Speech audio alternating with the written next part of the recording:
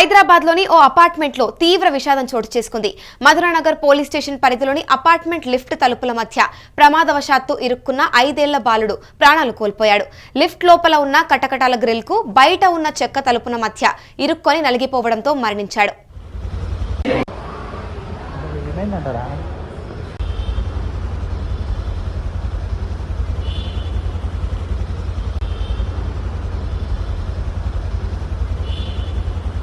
సరే డీటెయిల్స్ చూసినట్లయితే ఏపీలోని శ్రీకాకుళానికి చెందిన బల్లి నర్సినాయుడు ఐశ్వర్య దంపతులు తమ కుమారులు చైత్వన్ హర్షవర్ధన్ తో కలిసి ఎల్లారెడ్డిగూడలోని కీర్తి అపార్ట్మెంట్ జీ బ్లాక్ 5వ అంతస్తులో 8 నెలలుగా అద్దెకుంటున్నారు.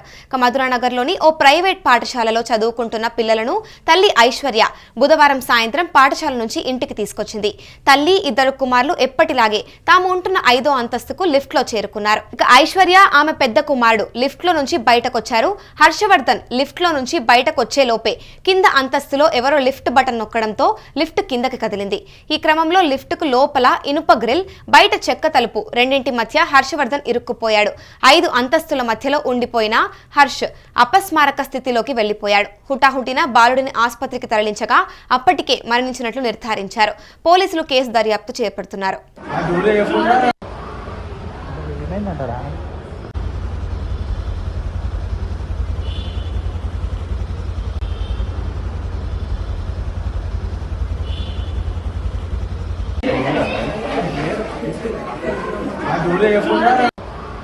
హైదరాబాద్లోని ఓ అపార్ట్మెంట్లో తీవ్ర విషాదం చోటు చేసుకుంది.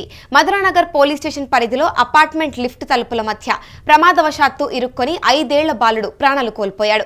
లిఫ్ట్ లోపల ఉన్న కటకటాల గ్రిల్కు బయట ఉన్న చెక్క తలుపుకు మధ్య ఇరుక్కొని నలిగిపోవడంతో మరణించాడు.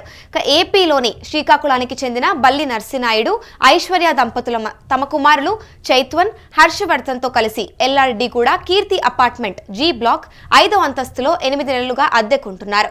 మధురానగర్ ఓ ప్రైవేట్ పాఠశాలలో చదువుకుంటున్న పిల్లలను తల్లి ఐశ్వర్య బుధవారం సాయంత్రం పాఠశాల నుంచి ఇంటికి తీసుకొచ్చింది.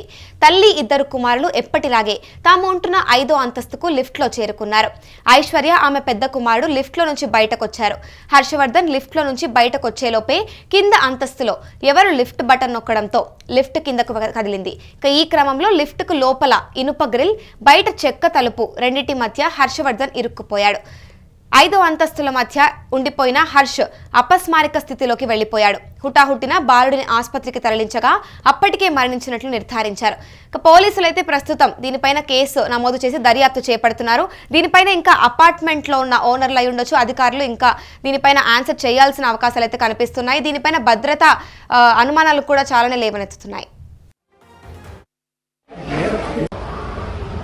ఏమైందంటారా?